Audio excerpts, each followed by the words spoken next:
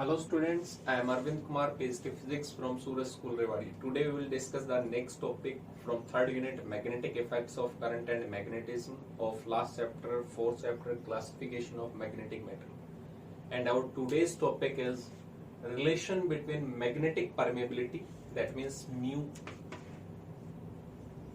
or here we will relate with relative magnetic permeability. So I write it mu r, relative magnetic permeability, and magnetic susceptibility. In last video we discussed that magnetic susceptibility is just equivalent to efficiency, कि how easily a magnetic metal can magnetize.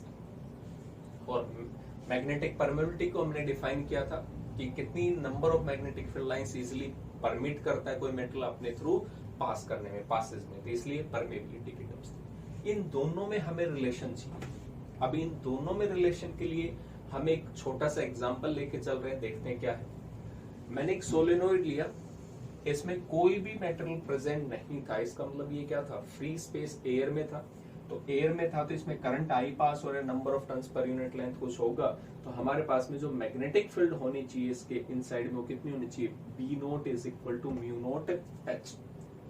तो वो terms थी, यानी यहाँ पे किसी metal को रखेंगे तो उतनी तो मैग्नेटाइजिंग फील्ड इसके ऊपर लगेगा ही लगेगा, ठीक है। तो वो एयर में था। When we placed a magnetic metals in magnetizing field then it get magnetize, कि जब भी मैं एक मटेरियल को किसी मैग्नेटाइजिंग फील्ड में रखूंगा तो वो क्या होगा, मैग्नेटाइज्ड होगा। तो वहां पे मैग्नेटाइज्ड हुआ, ये मटेरियल रखा मैंने जो ब्लू कलर में है, इसमें मटेरियल में रखा इस सोलेनोइड में, तो इसमें ऑलरेडी पहले से कितनी फील्ड थी, बी नोट। जब मैंने इसको रखा तो ये खुद भी क्या हो गया, कुछ मैग्नेटाइज्ड हो गया, और मैग्नेटाइज्ड हो गया तो अब इस मैग्नेटिक मटेरियल की टोटल मैग्नेटिक फील्ड की स्ट्रेंथ जो होगी वो कितनी होगी, जब एयर में था कुछ भी नहीं था तब स्ट्रेंथ थी, और ये मैग्नेटाइज्ड हो गया तो इसकी खुद भी होंगी कुछ मैग्नेटिक फील्ड, तो दोनों का एडिशन। अब ये ज्यादातर बच्चों के लिए कंफ्यूजन का है। अब इस कंफ्यूजन को दूर करने के लिए मैं एक सिंपल सा एग्जांपल बताने जा रहा हूं, बड़े ध्यान से सुनेंगे से।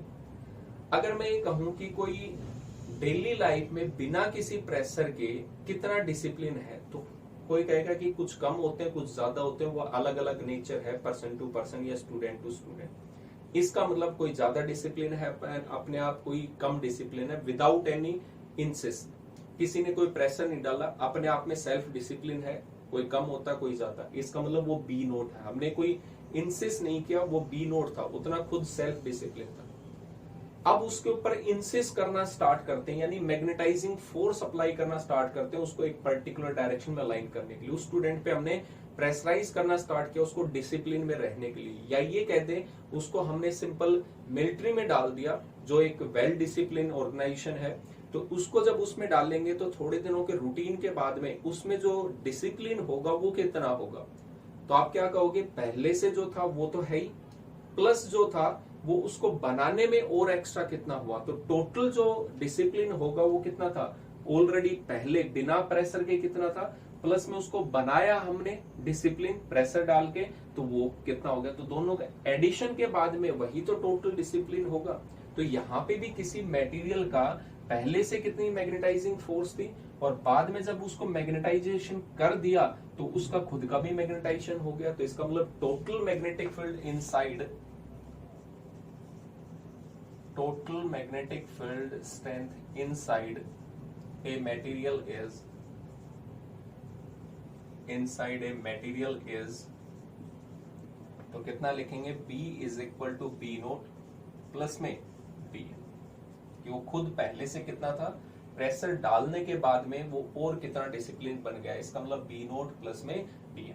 अब बी नोट जो होता है वो हम कितना लिख सकते हैं, म्यू नोट इंटू में एच लिख सकते हैं, कि एयर में अपने आप सेल्फ से कितना था, और जब हमने उसको सेल्फ से कुछ प्रेशर इंसिस्ट किया, उसको फील्ड में रखा, उसको आर्मी में भेज दिया, तो उसके बाद में उसमें जो ऊपर से ऑर्डर थे उसकी वजह से वो कितना डिसिप्लिन हुआ, तो उसको बनाने के लिए हम कितना लिखेंगे, म्यू नोट आई, कि इतना वो बन गया है, इंटेंसिटी ऑफ मैग्नेटाइजेशन, और ये क्या था, मैग्नेटाइजिंग फोर्स। तो इसका मतलब ये दोनों का एडिशन ही तो टोटल फील्ड स्ट्रेंथ होगी मैग्नेटिक मेटल की।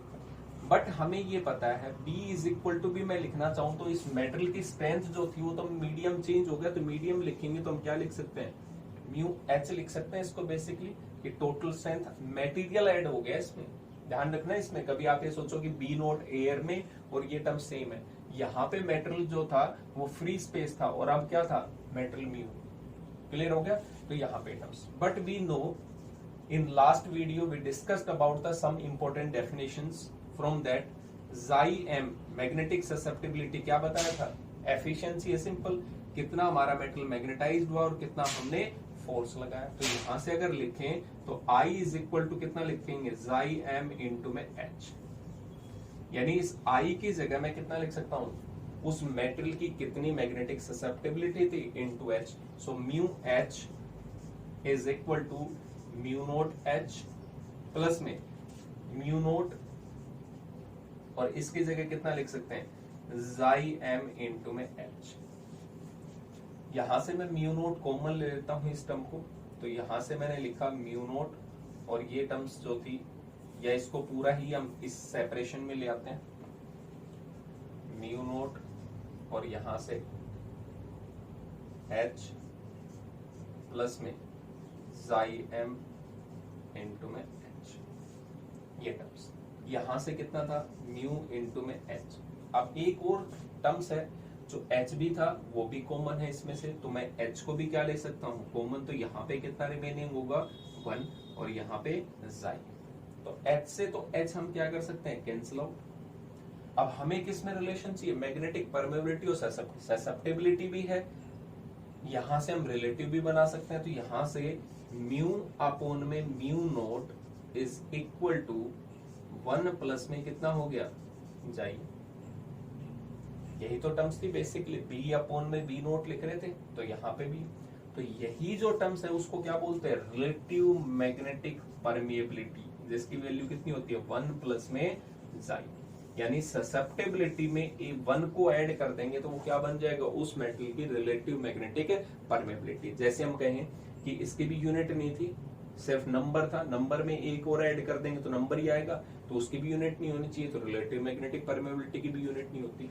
या डायरेक्टली xi m अगर हम कहीं पे कैलकुलेट करेंगे तो जो भी रिलेटिव मैग्नेटिक परमेबिलिटी होगी मेटल की, उसको रिवाइज करें। तो इसका मतलब ये दोनों टर्म्स जो है वो बहुत इंपॉर्टेंट है, आप याद रखोगे, कोई एक याद रख लेंगे कंफ्यूजन कम होगा।